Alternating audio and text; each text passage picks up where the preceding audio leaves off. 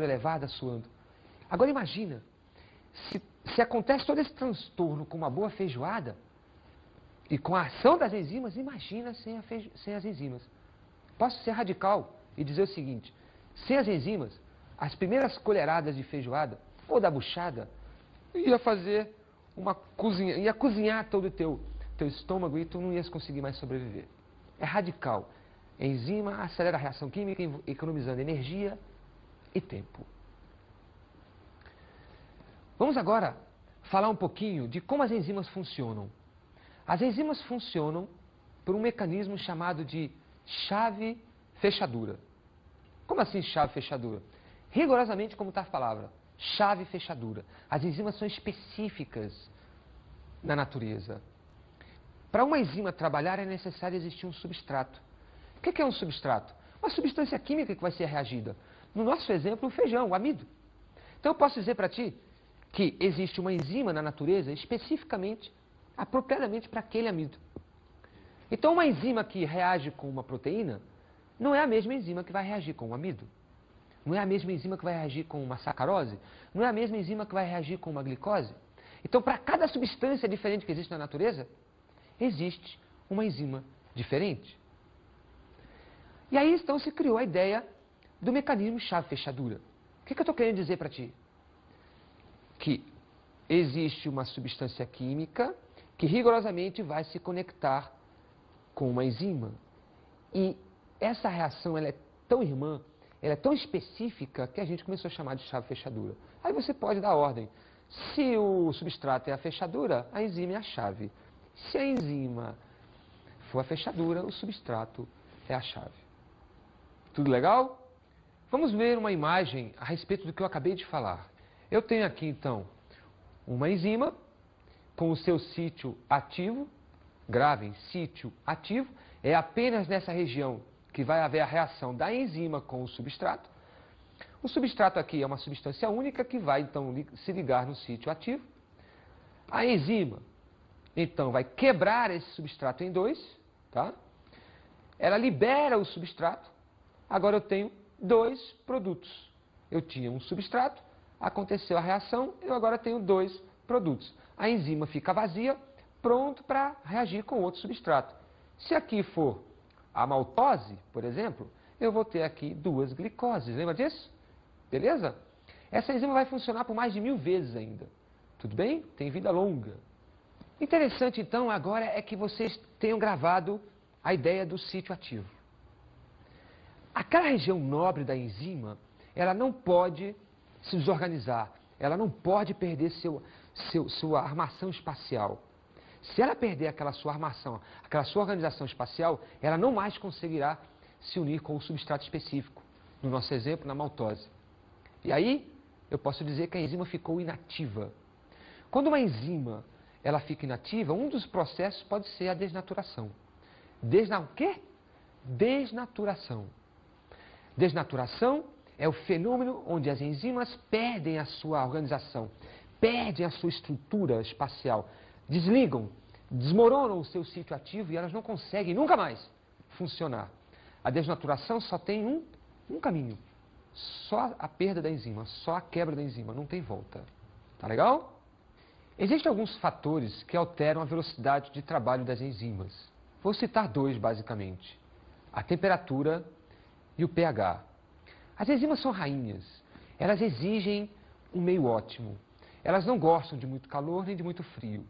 E algumas delas gostam de meios muito ácidos, meios neutros e meios básicos.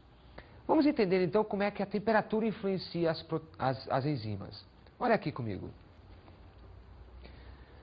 Você perceba que as extremidades desse gráfico mostram que o trabalho das enzimas praticamente é zero, não existe. Então, as baixas temperaturas e as altas temperaturas, as enzimas não trabalham muito bem. Mas se você perceber, existe aqui uma temperatura ótima. Vamos seguir essa linha pontilhada aqui, ó. Temperatura ótima em torno de 40 graus Celsius. Essa é a temperatura ótima para a maioria das enzimas, para a maioria do trabalho enzimático. Não é à toa que a nossa temperatura oscila em torno de 36,5 graus, muito próximo do máximo. E tu sabe por que as aves voam? Porque a temperatura delas é máxima. Significa dizer que as enzimas das aves trabalham no seu máximo. Então, as aves têm uma temperatura corpórea de 40 graus Celsius e isso permite que elas voem. Então, as enzimas nas aves estão trabalhando no máximo. Na gente, está trabalhando mais ou menos. Mas tem bactérias que trabalham aqui, mas não precisam de muito mais que isso. Porém, se a temperatura extrapolar os 40 graus Celsius e chegar a mais de 50 graus Celsius, aí as enzimas não suportam e elas perdem o seu sítio ativo. Elas perdem a sua organização espacial e elas então desnaturam para nunca mais funcionar. É o que acontece com o bife. Quando toma o calor, quando recebe o calor, ele perde a sua organização inicial e o que era vermelho passa a ser marrom. Tá? Desnaturou tudo, não tem volta. Um outro tipo de fator que altera as enzimas é o pH. As enzimas são muito exigentes. São tão exigentes que, por exemplo, as enzimas que funcionam no estômago, só para dar um exemplo, elas só funcionam no estômago e não funcionam em nenhum outro lugar. Por quê? Porque o estômago é ácido. E existem enzimas que só funcionam em meio ácido. Tu pode botar uma enzima estomacal no intestino ou na boca, ela não vai funcionar. E também tu pode pegar uma enzima da boca e colocar no estômago, que ela não vai funcionar. Então, olha só essa imagem dos gráficos em relação ao pH. Aqui está a velocidade de trabalho da enzima e aqui está o gráfico onde mostra a variação de pH. Eu tenho o 7 como pH neutro e aí tudo que está antes de 7 é ácido. Tudo que está depois de 7 é básico ou alcalino. Observem como tem uma enzima que trabalha no máximo quando o pH está ácido, muito ácido, pH do estômago, muito ácido. Tem uma outra enzima que vai trabalhar no máximo quando o pH está neutro, no caso a amilase salivar.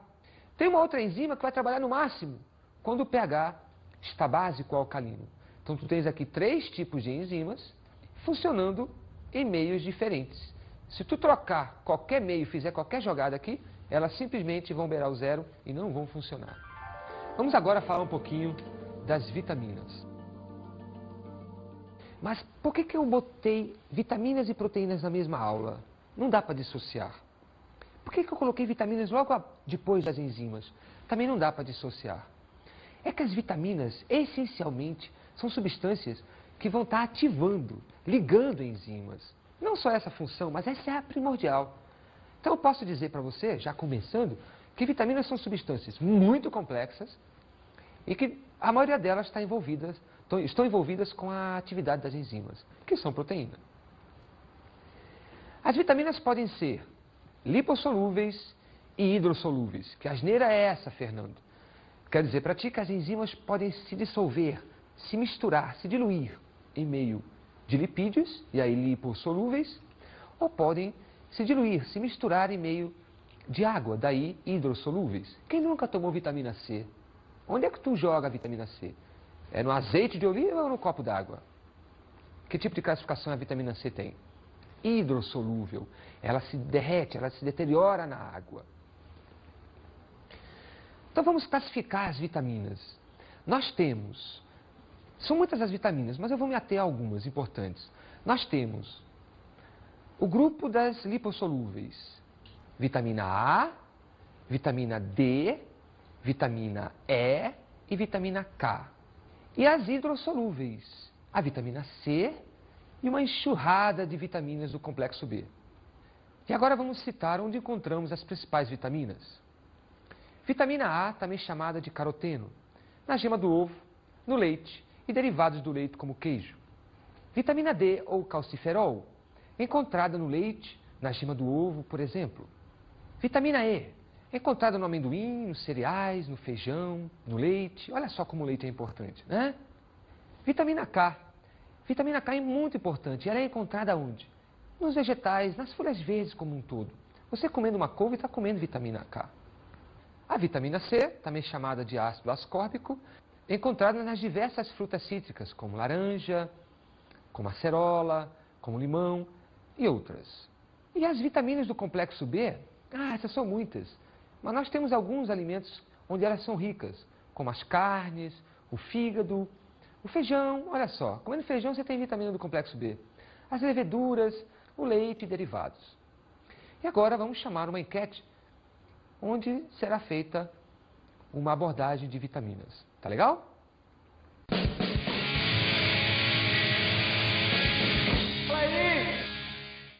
Sim, com certeza. Vitamina C, faz bem pra saúde, evita doenças. Vitamina C, né? Vitamina C? É. Primeiro o quê? Vitamina C. Vitamina C? Da banana, potássio. Isso. O Guga comia, né? Antes das partidas pra não ter câimbra. Comia muita banana. Muita. Demais. Demais. E você sabe pra que serve a vitamina C? Vitamina C é pra prevenir de gripe, essas paradas, resfriados, assim. Se comer uma feijoada, você tá ingerindo vitamina K. Olha aí. Tá certo? Vitamina C. Você sabe pra que serve a vitamina C? Não. Não? Agora vamos falar como se comporta um organismo sem as vitaminas diárias. Ou seja, uma pessoa que come mal, ela vai ter as famosas avitaminoses. Vou citar algumas para a gente ter uma ideia do que significa isso. Quando nós não ingerimos vitamina do complexo B, especificamente a B1, nós vamos contrair uma doença chamada de beriberi. Essa doença caracteriza-se por inflamação, de um modo geral, dos nervos. Tu sabe que os nervos estão ligados a músculos. Então, quando os nervos inflamam, os músculos perdem eficiência. E se esse processo de inflamação nervosa avançar, os músculos então começam a atrofiar. É terrível. Uma outra vitaminose terrível é a pellagra, também conhecida como doença dos 3D. Por quê? Porque entre os sintomas está a dermatite, que é a inflamação da pele, a pele fica toda vermelha, começa a rachar e escamar. A diarreia, porque o tubo digestivo também não se mantém mais íntegro, a mucosa começa a sofrer rachadura, porque é um tipo de pele, só que interna, a mucosa, né? Então acontece a diarreia. E a demência, não confundir uma infecção nervosa com essa da demência. A demência significa dizer que o neurônio realmente para de funcionar bem, ou começa a funcionar de modo avariado, e a pessoa